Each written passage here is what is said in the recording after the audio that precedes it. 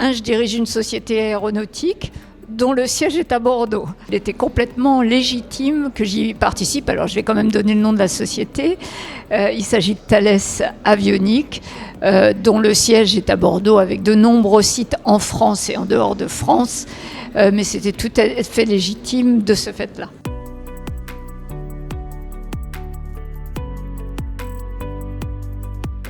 Quand on est dans l'aéronautique, on se doit d'innover.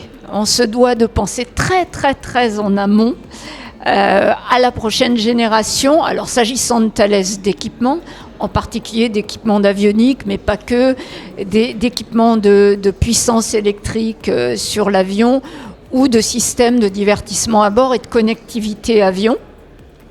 Donc quand on produit aujourd'hui un équipement, en général, l'innovation s'est produite 15 à 20 ans avant.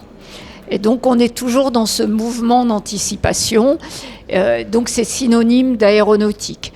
On est dans une région où l'écosystème est très riche dans ce qu'il permet d'avoir des connexions avec les centres de recherche et les universités.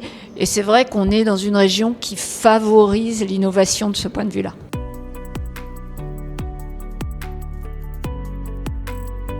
J'attends qu'il soit facilitateur justement de cet écosystème qui permet la rencontre des instituts de recherche, des entreprises et à travers les grandes entreprises comme Thales, d'animer un réseau de PME, voire de start-up, ce qu'on fait très bien dans la région chez Thales. J'attends également une aide sans idée préconçue sur les développements très en amont et qui ont un retour sur investissement extrêmement incertain.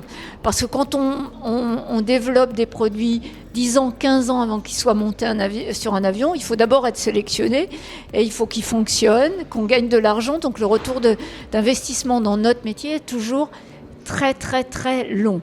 Et donc j'attends aussi un accompagnement non seulement des grandes entreprises, mais surtout du réseau de PME qui ne sait pas attendre sur ces élongations-là un retour d'investissement.